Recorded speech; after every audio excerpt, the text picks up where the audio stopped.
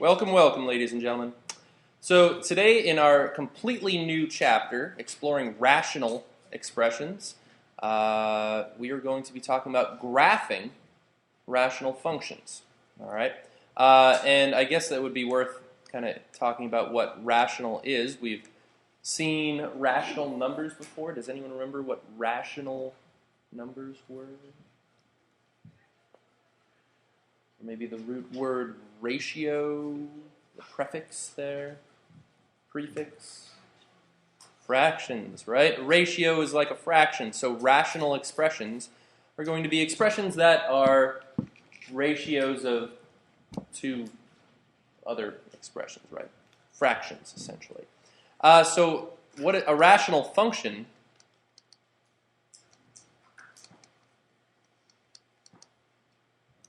is going to be a ratio or a fraction of, I guess I would say, two polynomials.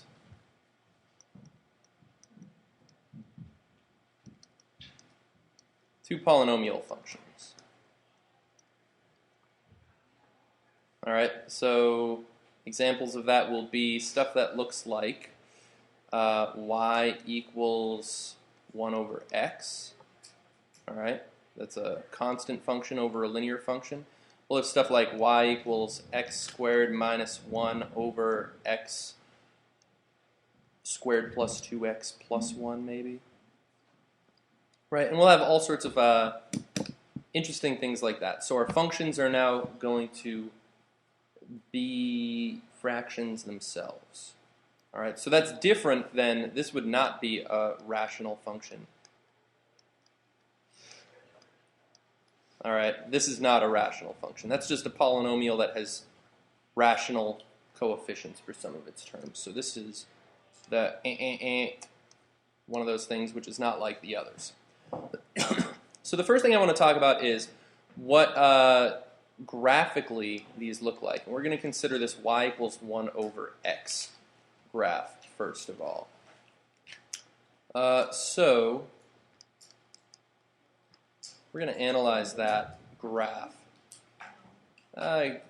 Analyze the graph of y equals 1 over x. And I've got this pre-graphed here for us in Geometer Sketchpad.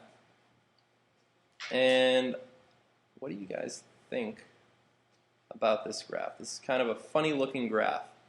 So I mean, we're used to polynomials where we've got all sorts of like roller coaster behavior, ups and downs, but this is now a little bit different.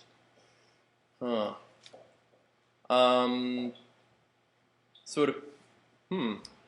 a couple new things going on here for us. Let me grab a snapshot of this. And snap. Click. So here's what the graph of this looks like. And this graph has a couple features that are new to us. First of all, these lines here, or this curve, it turns out this curve, do you think this curve ever goes negative over here? Yeah, it actually never goes negative. Do you think this curve ever hits 0? It actually never hits 0.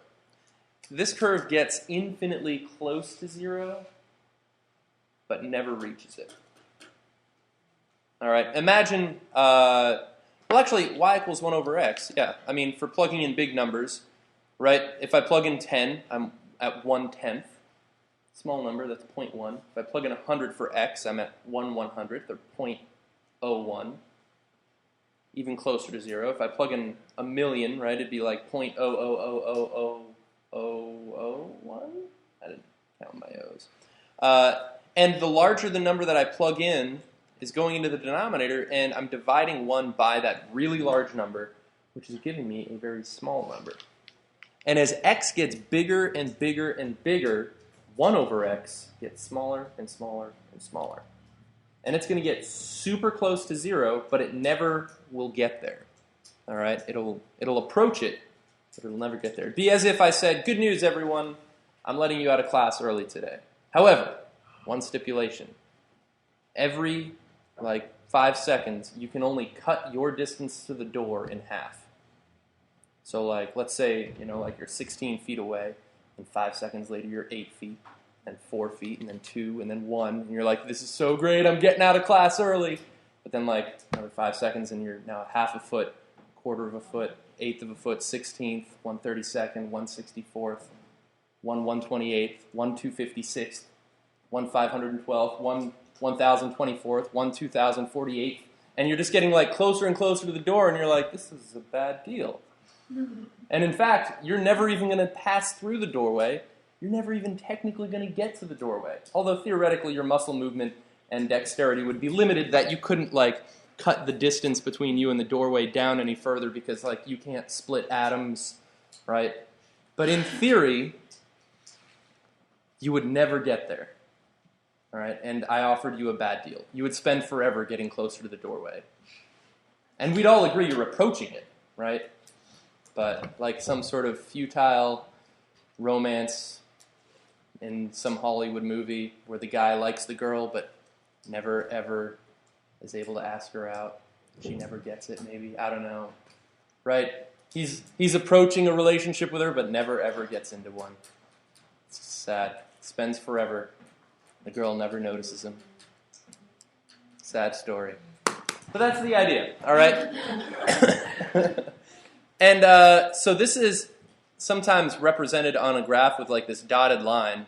And what this means is it is approaching that line but never reaching it. And this line is actually referred to as an ASYMPT. Man, this is a crazy word so far, isn't it? Is that even pronounceable? OTE. Asymptote? It's pronounced asymptote. Asymptote. I could say that this graph is asymptotic, right? Where it's approaching something but never reaches it. It's futile existence where forever it's trying to obtain something that it never will. So asymptotic, right? And actually, the really corny joke I always say is imagine that you went to I don't know, some convention out in California, and at the convention they had all sorts of free stuff, the swag that you get, right? And maybe you got these 2 little bags to carry your stuff, and you walk out of the convention and the bags are maybe it was Comic-Con and they're covered with all sorts of cool superheroes. So you're carrying your 2 bags with you full of all your swag, and a surfer dude walks off the beach at the same time as you're leaving the convention hall, and he's like, awesome totes, bro, right? Huh? That's what he would say? No? Man. I love it. Awesome totes. Nope. Asymptotes. Asymptotic. All right. So that's one of these features of this graph.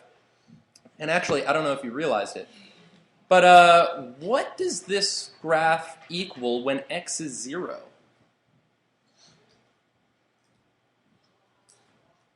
Wouldn't it hit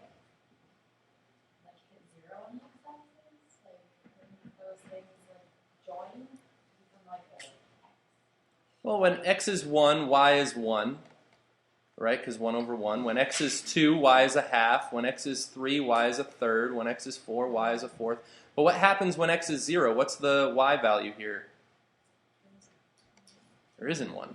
Y. Not as in y, the value or the variable, but y as in why. Why would there not be a y value? Because it never... Yeah, it turns out there's a vertical asymptote here as well. So there's 2 asymptotes. So this one is this is y equals 0 is this asymptote, and this is x equals 0 is this asymptote. And it turns out if I approach 0 from the left, this graph is approaching negative infinity. However, if I approach 0 from the right, this graph is approaching positive infinity.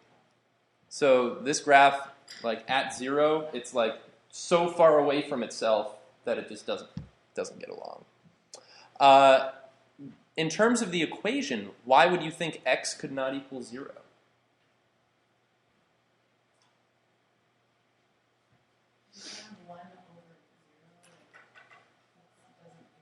Yeah, I can't divide by 0 ever, right?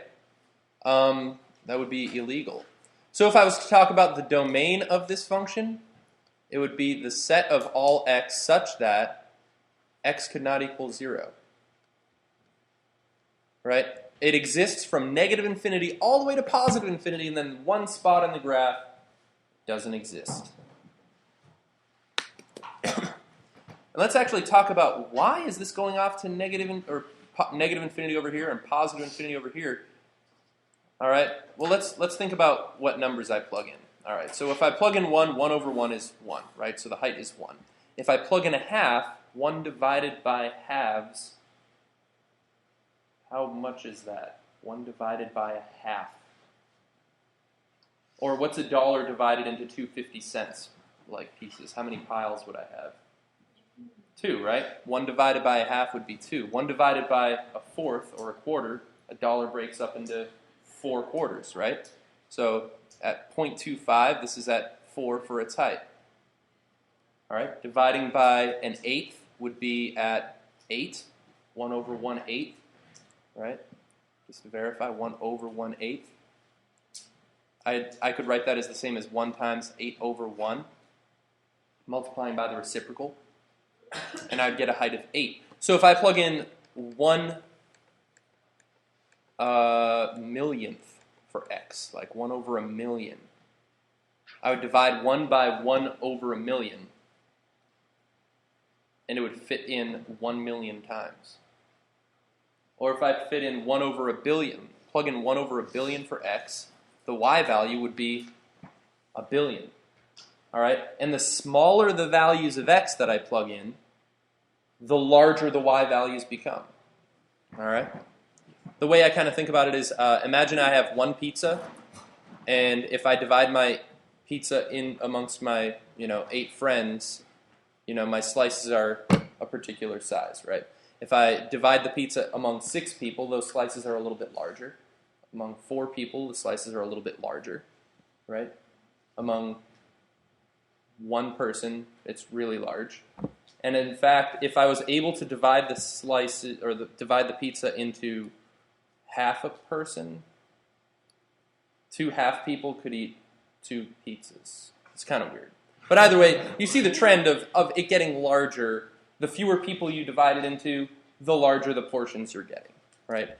And these portions get so large that they're infinitely large, right? And then as your friends increase, if I divide it among 10 friends or 100 friends or 1,000,000 friends or 1,000,000,000 friends, they're not going to be so appreciative that I was like, hey, I'm the best, everybody. I'm sharing my pizza with all of you.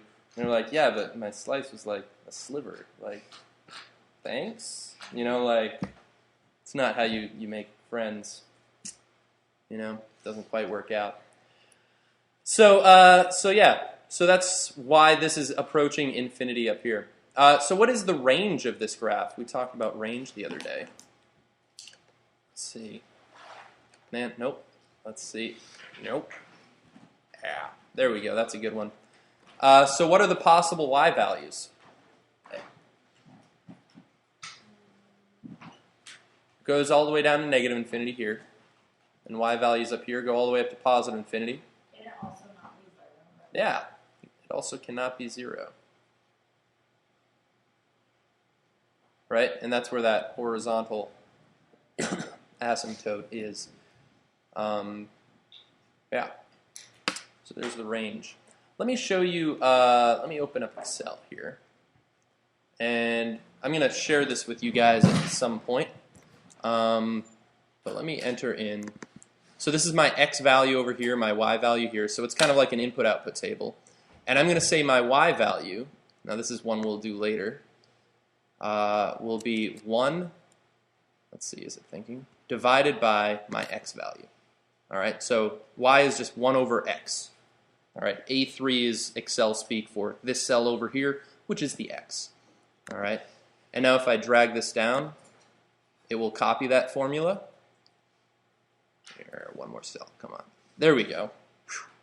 and it calculates it, right? So here, now the x is this cell over here, down here. Now the x is that cell over there. So it's my input-output table, right? X, Y, X, Y, X, Y.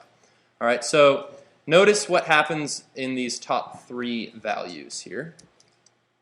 Actually, no. Nope. What did I do? Okay, let me just grab a snapshot. Here we go. Here we go.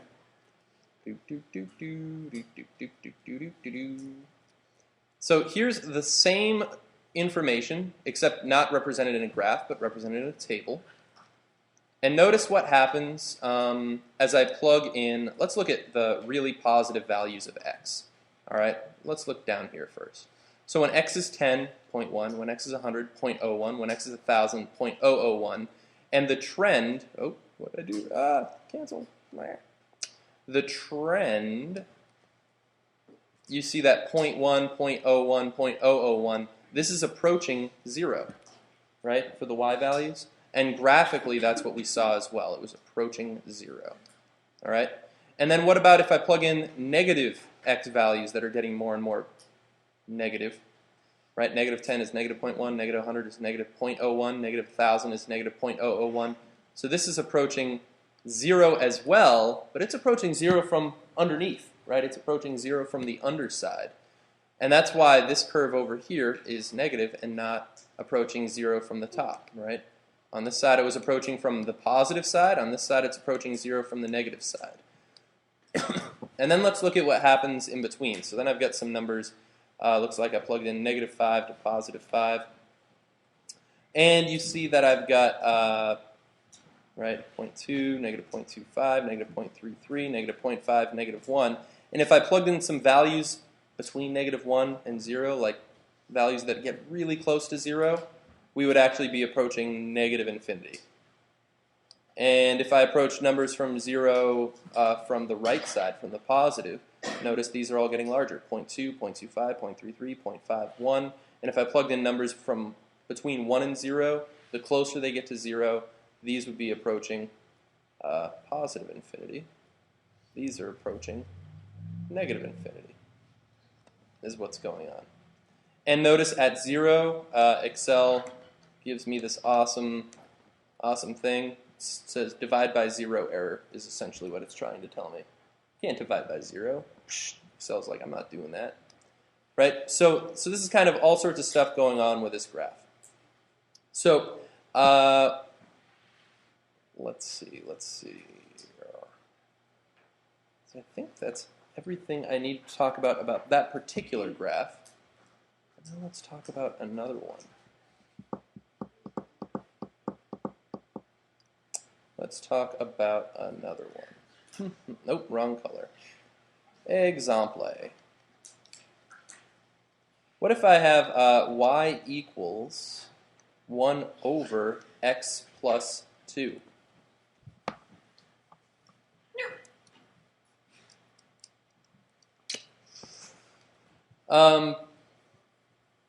Now question, where is this going to be undefined?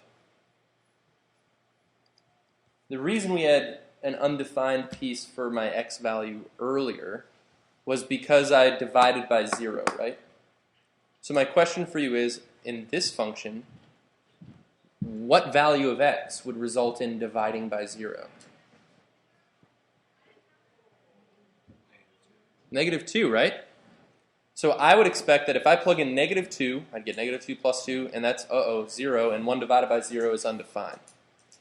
All right, let's talk about the table of this, because this time we're going to try to generate the graph from a table.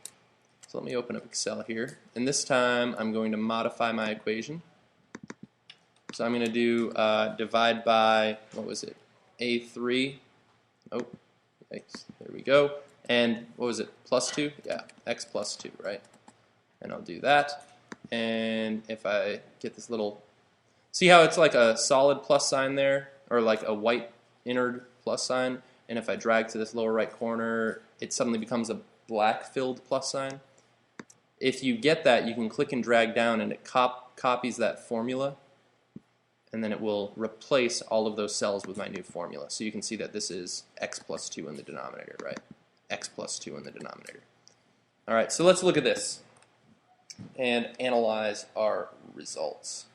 And so this is what we'll be doing a little bit today, is using a table, using some input-outputs, try to figure out what happens for really extreme values of x in both positive and negative directions, and what happens at particular values of x. So I'm going to be interested in what's going on around this negative 2. And you guys were right, negative 2 is undefined. So I could say regarding my domain, I guess, it's the set of all x such that x cannot equal what? Negative 2, right? Nope, this bracket. There we go. And we see that here. And I'm glad that you guys were able to kind of look at this and have seen that in advance, right? That made sense. The range, it turns out the range on this one, let's consider this for a moment. 1 over x plus 2, as x gets larger and larger and larger, x plus 2 is also getting larger and larger and larger, right? And 1 divided by a really big number is going to get smaller and smaller and smaller and smaller. Which is why I would expect that y is not going to equal 0. I think there's going to be a horizontal asymptote at 0 again. And we can see that for large positive values of x, this is approaching 0 from the positive side. And for large negative values of x, this is approaching 0 from, I guess I could put like a little negative sign and plus sign on the corner there, from the negative side, right? So that's my range. So if I want to figure out what are my asymptotes,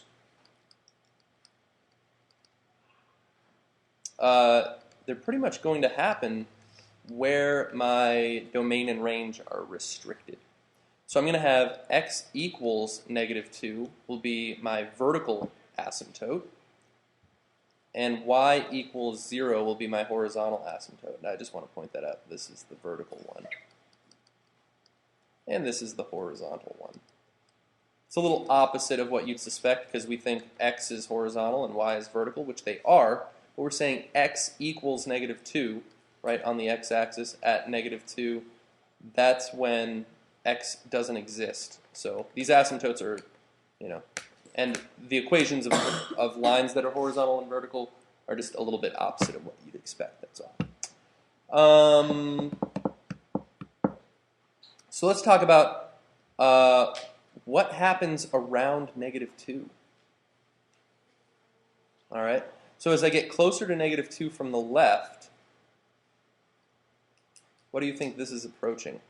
Negative.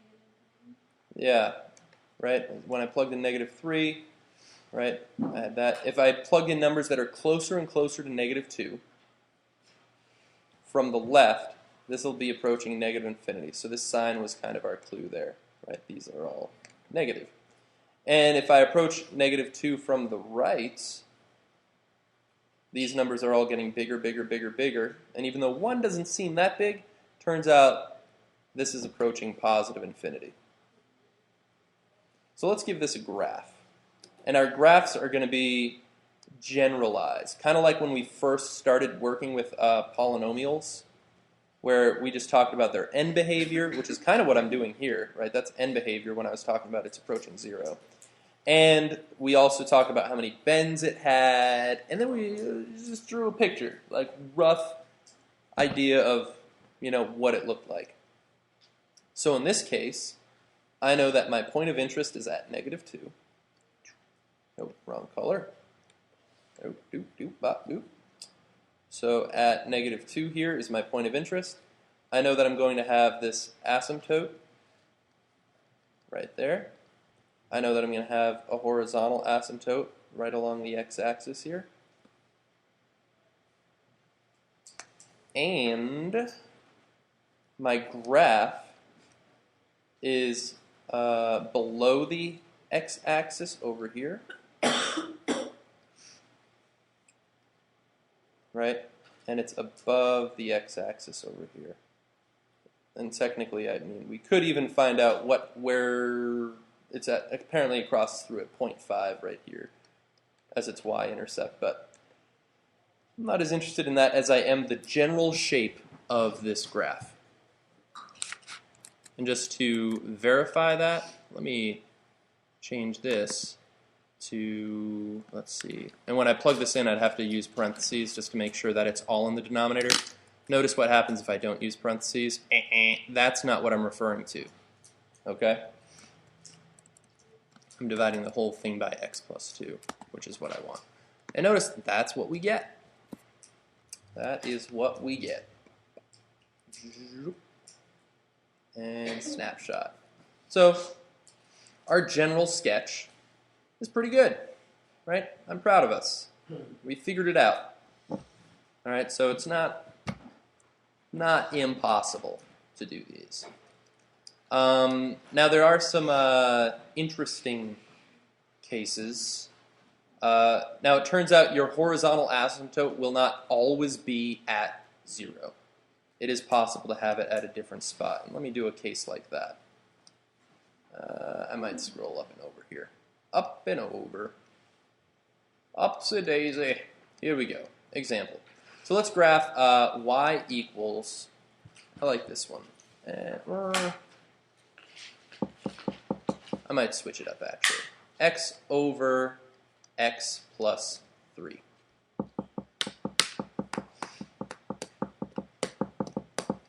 So first tell me, if you could, what can x not equal? Perfect, right? And then we'll figure out the range in a moment. The range is going to be a little bit trickier. But I just want to point out that the asymptotes,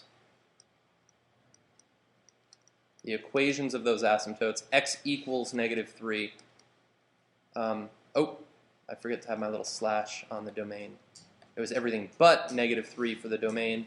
And the asymptote is the equation x equals -3, which is the equation, the vertical line that passes through -3 on the x-axis. Very good, very good. Now the range is a little bit trickier. What is different? What did I change about the general look of this problem compared to the other two we've done so far? Yeah, my numerator is different now. And let's just, for sake of pretending, all right? So here we're pretending here. What if, all right, we're pretending, this is our imagination bubble.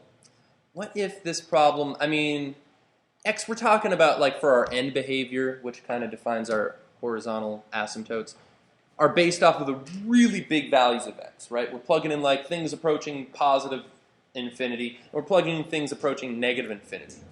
Now, is this really big number, all right, infinity plus 3, is infinity plus 3 really all that different than infinity? They're kind of not that far apart in the grand scheme of things. Right, if I'm plugging in 1 billion for x, 1 billion and 1 billion and 3, right, like if you were a billionaire and you were at a party and you're like, I'm a billionaire, I have $1 billion, and then like, of course this was Kool-Aid that I was holding in my imaginary hand. I don't drink alcohol, everybody, just, you know. True story, true story. And then like this other guy's like, well, that's funny, I have $1 billion and $3. Like, you'd be like, so? Like, so what? Like, you beat me by $3? Really? Come on, right? You wouldn't care. So let's just pretend x over x plus 3, it's kind of the same as x over x.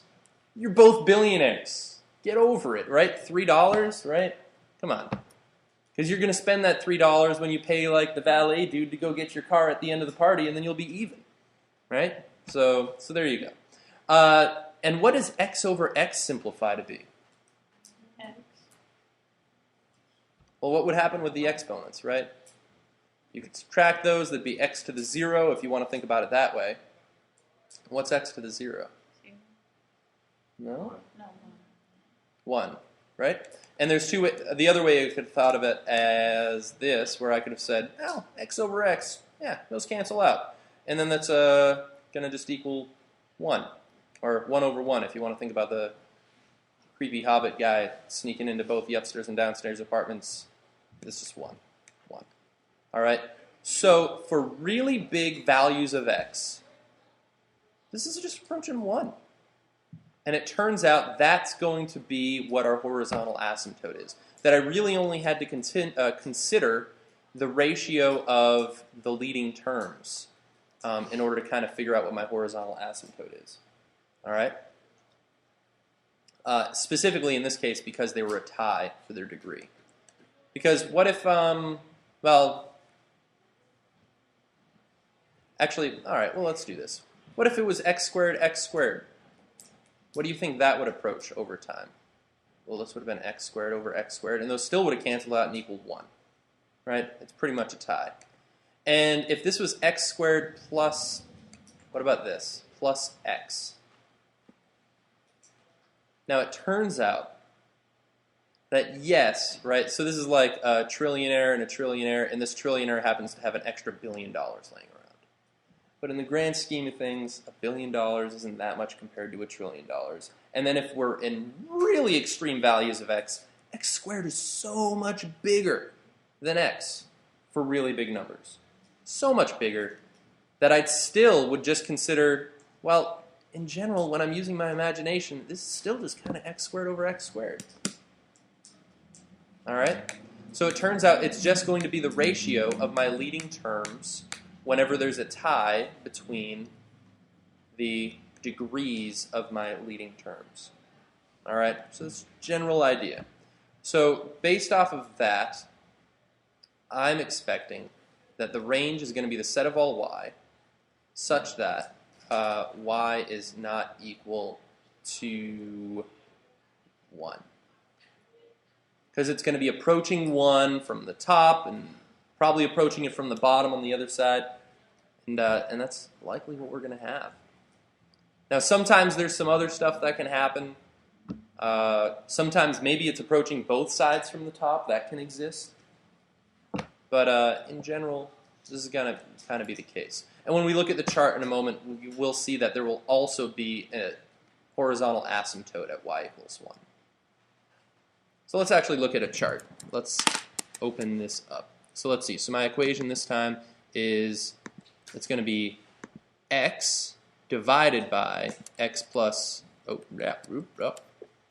it is, x plus 3. All right, so that's Excel speak for x divided by x plus 3, right? That's what we're talking about. And let's plug this in and drag it down. And we shall snapshot, click, Cam Jansen, and we get, here's our chart. And notice we were right on with our vertical asymptote and our domain, right? We were right on. We knew exactly what we were talking about. And I just want to point out, look at what happens. Oh, this is interesting. This is interesting. As I plug in really negative values of x, this is kind of like, it would be like negative x over negative x, right? Which is going to become positive, all right? So it turns out that this is approaching 1 from the top. It's approaching 1 from above, in this case, right? And then for really large values of x in the positive direction, what is this approaching? What do you think? It's also approaching 1, but it's not approaching 1 from the top. How would you tell? Because these aren't negative numbers, but what would you say? Why do I say this is approaching 1 from above and this is approaching 1 from below? What? Well, these ones were technically getting smaller in this direction, right? $1.42, $1.03, $1.03 of a cent, or what? Or yeah, 0.3 of a cent, or whatever, right? So this is like someone who's spending their money and approaching $1 in their bank account. This is like someone who's saving their money and approaching $1 in their bank account. They're approaching it from the underside, right? So 0.97 is getting closer to 1. It's growing towards 1. But this was decreasing towards 1. All right? And then also, well, let's graph that. Let's graph that. But also, I just want to point out, notice this is definitely not approaching 0. All right, so I'm feeling like we're pretty right on about where our asymptote is. So we're expecting that there will be a horizontal asymptote at 1, and our vertical asymptote is at -3, something like that. All right, and I'm just drawing it super general, right? 1, 1, 2, 3. There we go. -3. I might have said 3. I meant -3. And now let's check out what happens. So as x is really negative, we're approaching 1 from the top. So I know right here, at least for this little bit, that's true. And as x is really positive, I'm approaching 1 from underneath. All right, so that's true. And it turns out, well, actually, I might even, well, whatever. It's approaching 1 underneath. That looks much more linear. That'll do. Whatever. It's a curve. All right. And what happens around -3? As I'm approaching -3 from the left, right? -5 is 2.5, -4 is +4. If I plug in a number like -3.5, it would actually be getting even closer to positive infinity. And if I plug in like -3.00001, I'll be approaching positive infinity. And what happens as I approach 3 from the right side, right? As I approach it from here, yeah, it's approaching negative infinity, right? So if I plug in like -2.9, -2.999, -2.9999999, it's going to be getting closer to negative infinity. So it appears as though this graph probably connects over here like this somehow. Right, so I'm just analyzing roughly in general kind of what's going on at the extreme values of these asymptotes. All right, and then I'm just kind of connecting the dots. Technically, I could say, oh, at 0 it's 0, so it actually passes through the origin. But I'm not too concerned about that right now. I just general shape. And just to verify, let's do this. X over x plus 3. And notice, yep, I do happen to have horizontal asymptote at 1. It's a little bit hard to see. Maybe if I graph there, you can see like, yeah, it's approaching that line there, right? And a vertical asymptote at x equals -3 is also occurring. So, did I say x equals 1? I meant y equals 1, my bad. My bad. But yeah, so we've got the general shape, and look, verified. It does happen to pass through the origin there. Now watch this. What do you think would happen? What if I change the numerator's coefficient to 2x? What do you think that would do to our horizontal asymptote?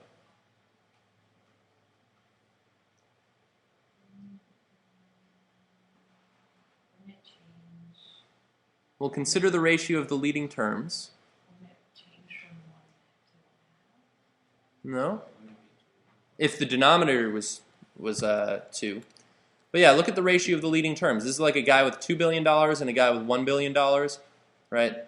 If I divide those out, the x's cancel. It's going to be up to 2. So it turns out shifts up to 2.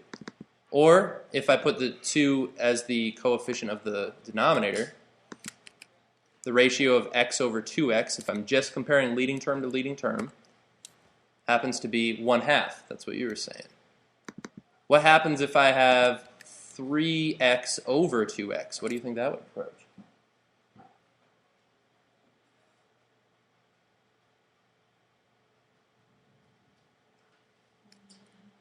Yeah, 1.5. That's 3/2 is what that's approaching. Or if I had, what if I had this, like -8 over 2x, or -8x over 2x? Where do you think that would cross? -4. All right, and that's actually what would happen. Actually, that gave us some flip-flop action there too. This time it's approaching from the top on that side and the bottom on that side. Interesting stuff.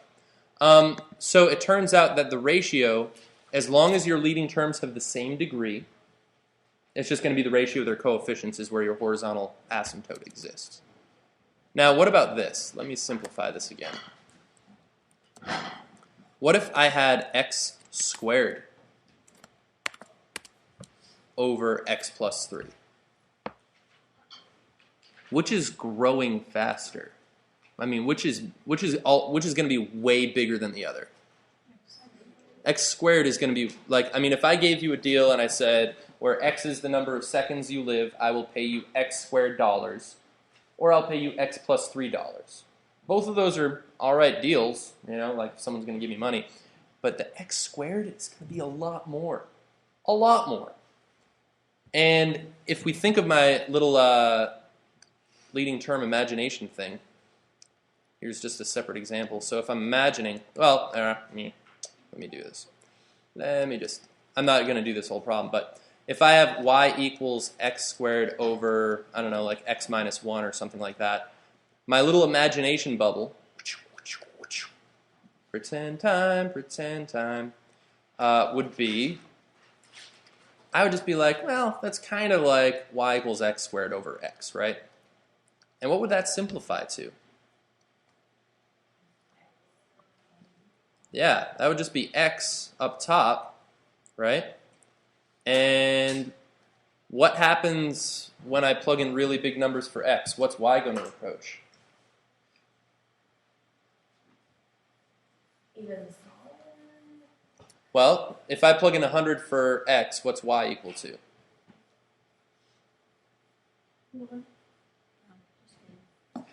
Thoughts? 100, right? Y is just equal to whatever x is. If I plug in 1,000,000 for x, y is 1,000,000. If I plug in a billion for x, y is 1,000,000,000.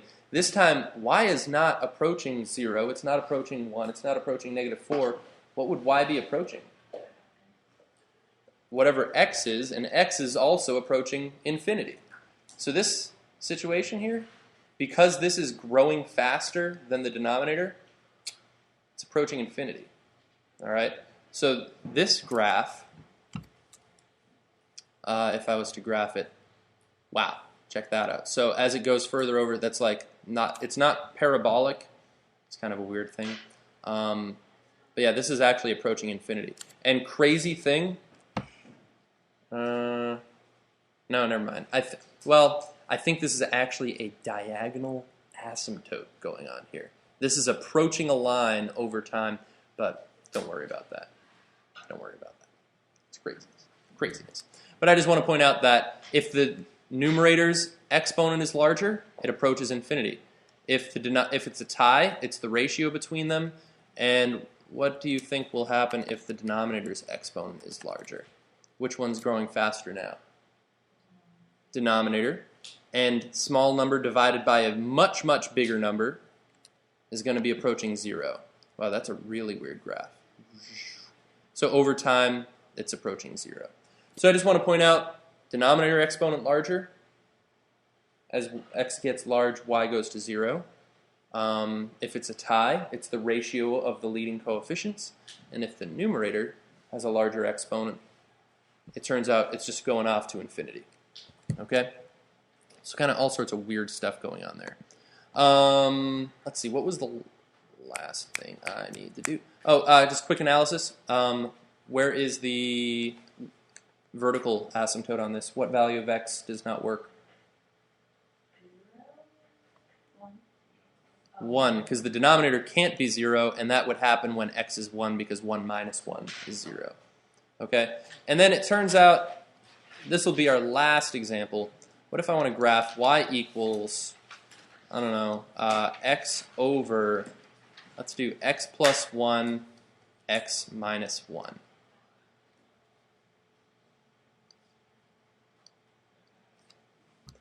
So, based off of this, what do you think you could tell me about the domain?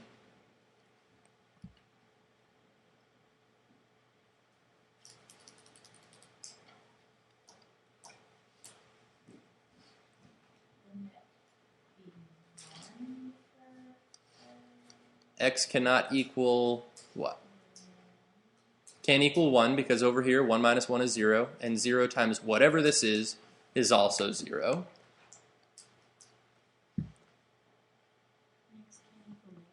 And x also can't equal -1. Because if it's -1, then this is 0, and 0 times whatever this is also 0. So it turns out there's going to be 2 vertical asymptotes in this case. Craziness. Craziness. So we'll talk about range in just a moment. But x equals 1, x equals -1 are two vertical asymptotes that we'll have. And in terms of range, let me do a little bit of something here. I wouldn't compare this x over this x, because the denominator x there is not the leading term for the denominator. I'd have to actually multiply this out and write it as kind of an expanded polynomial.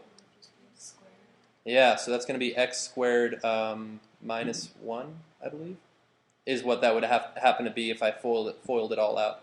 And so, yeah, so the leading term is x squared in the denominator. So what does that make you think about our y values? All right, which of these is growing faster? The denominator. If the denominator is getting really big and this is small number divided by big number is approaching 0. All right, so I'm expecting that there's some sort of asymptote at y equals 0. I'm not yet confident about the domain because I might have some really weird stuff going on here. Really weird stuff. So let me write this one down. So if I plug this into Excel, what did we have? We had x divided by, and I could put x plus 1. Nope, it doesn't understand x. A3 plus 1 times A3 minus 1. And notice I had to kind of put double parentheses so that this whole, notice those blue parentheses there, all of those are denominator material. All right, so I had to be very careful with how I plug that in. And I plug that in like so. And I drag it down. And let's analyze our table here, see if we are right about some of our assumptions so far.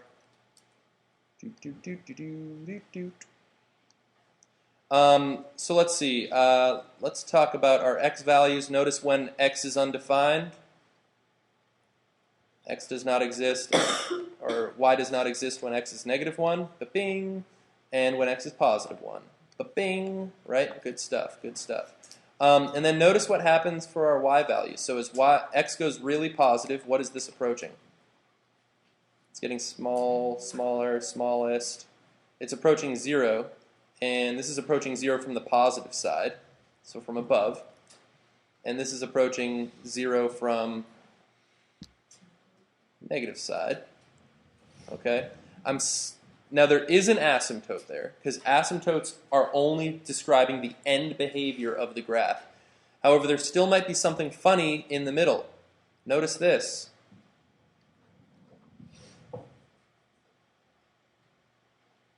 I'm going to show you this graph so you can see what's going on. I'm actually really interested in what's happening between -1 and 1 here. But it turns out, I believe, everything works for y. Toto. Because it goes from, it'll be doing like the -infinity, +infinity thing, and it turns out at some point it does equal 0, but it's going to be in the middle of the graph. Middle of the graph. So let's see if we can figure out what is going on here.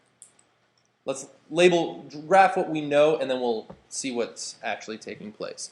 So let's see, at -1 and +1, those are our asymptotes.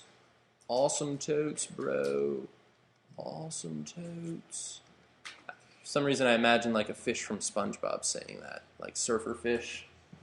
I bet he would say that to SpongeBob if he was just coming back from like Glove World with a couple like tote bags full of like glove memorabilia. I imagine that would be the case. And there is a horizontal asymptote at y equals 0 because it is approaching that. Okay, so let's see. This is what we know. I know that it's approaching 0 from the positive side over here. Okay? I know it's approaching 0 from the negative side over here. Let's try to figure out what's going on around -1. So near -1, it's approaching from the negative side from the left. So that's approaching like down here. And let's look at +1 from the right. right? So this is approaching, what did I say? Negative infinity. And this is approaching positive infinity. So this is true and this is true. But in this case, something weird is going on in the middle. And the correct thing to do would be to actually find out what's going on in between here. Like plug some numbers in between -1 and 1 and find out what's going on really close, right? Like I'd want to plug in like -0.99, maybe positive 0.99 in order to figure that out. And I'm going to throw up a graph. Not just throw up, that'd be weird. That'd be gross. That'd be gross, guys. You sickos. You sickos. Let's see. So what do I have? I had what? It was x divided by x plus 1 times, oh, I need to do the times x minus 1. And notice that is what I meant, right, up there. I could actually also have plugged this in as x divided by x squared. Let's see, minus 1. And those will be the same thing. One's just the expanded, and one's the factored form.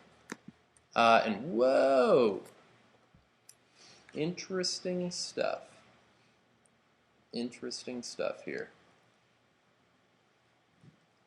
So we were right about what we knew, right?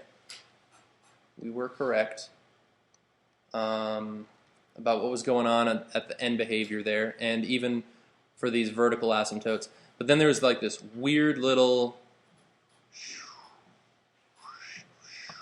like that. And we would have been able to tell this based off of plugging in some values. Like I said, if I plugged in -0.99, it would have been a really big number that's positive. If I plugged in positive 0.99, it would have been a really big number that was negative. Really, would I call that small? A really large negative number, is that small? I don't know. I'd call it a really big number that's negative. Depends on your perspective, I suppose.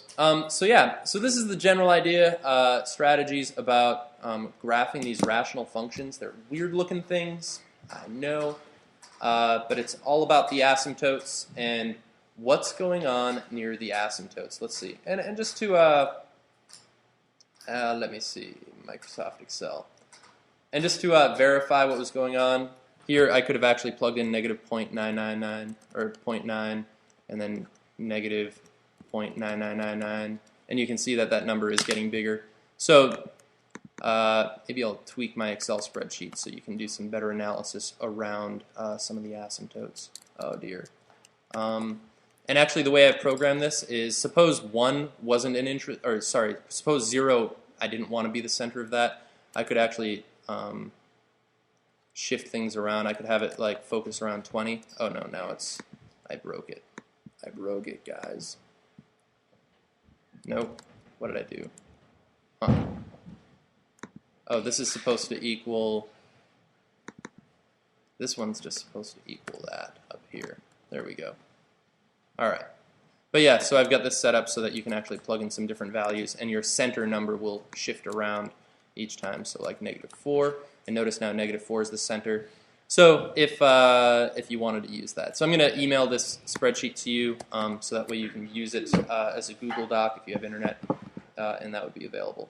But you also could technically kind of, using a regular calculator, make a table of values just by like plugging in what happens when I do, -1,000 divided by -1,000 plus 1, So it can be done by hand, but not the best. Not the best. All right, very good.